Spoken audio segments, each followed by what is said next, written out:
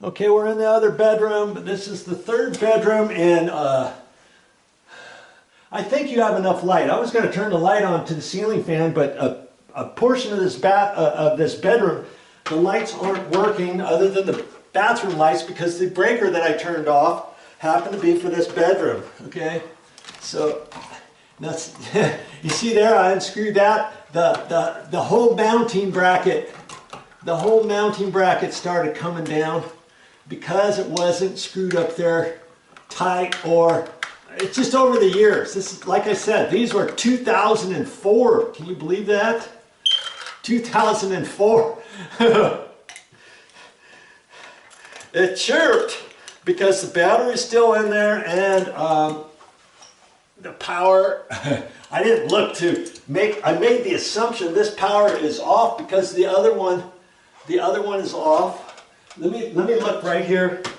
Usually when you turn one breaker off, it turns all of them off. And that's usually a good sign for the electricians. And it is, it's off. Okay. I'm just going to take the battery out, and it could chirp again. Newsflash, could chirp again. And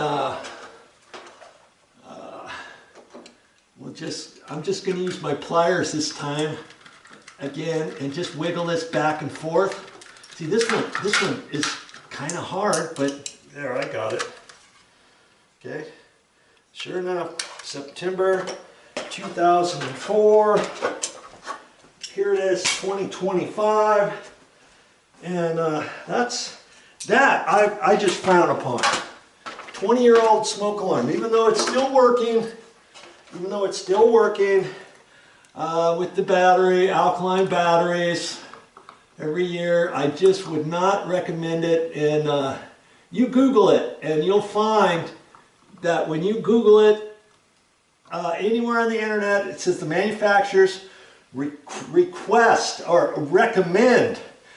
In some places it might say required, some places it says recommend that the smoke alarms be replaced if they're older than 10 years.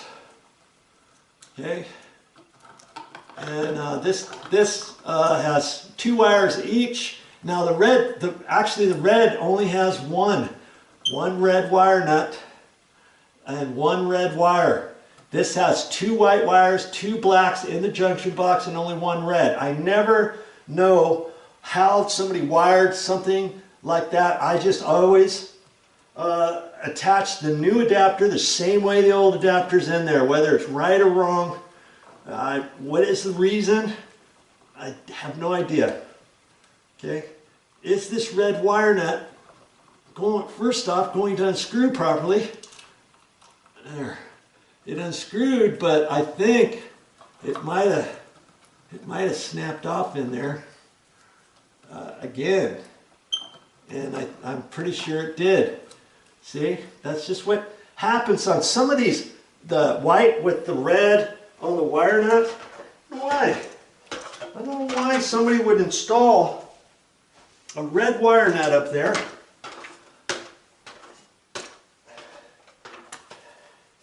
when there's only 1 wire.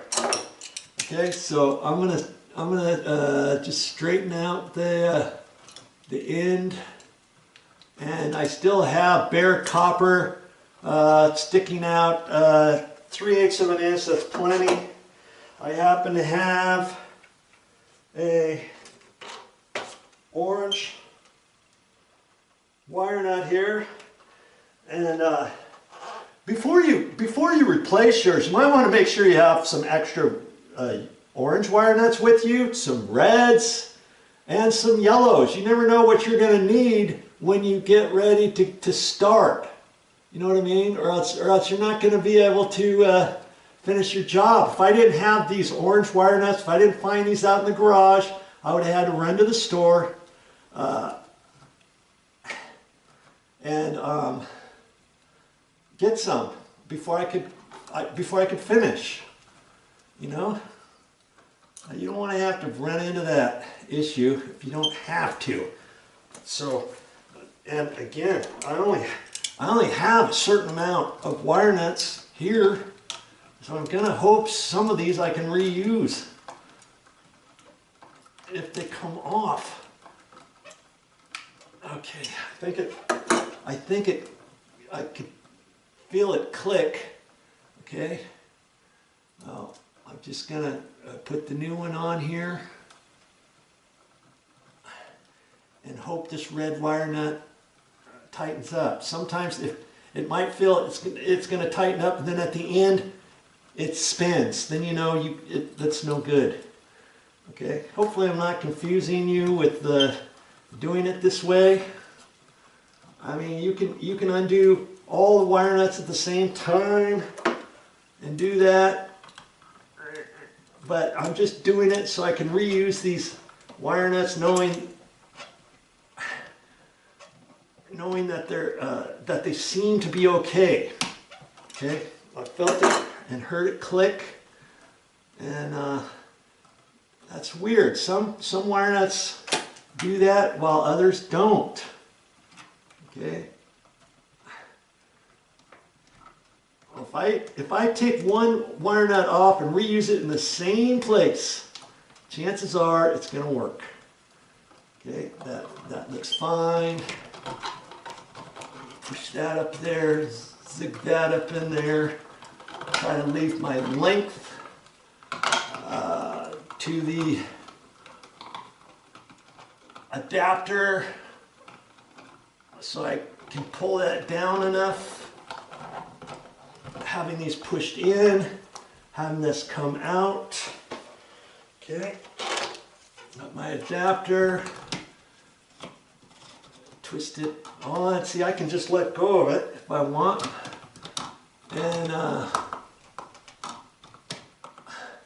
you know, if I need to put a drywall screw up there, I use a coarse threaded 1.25 inches.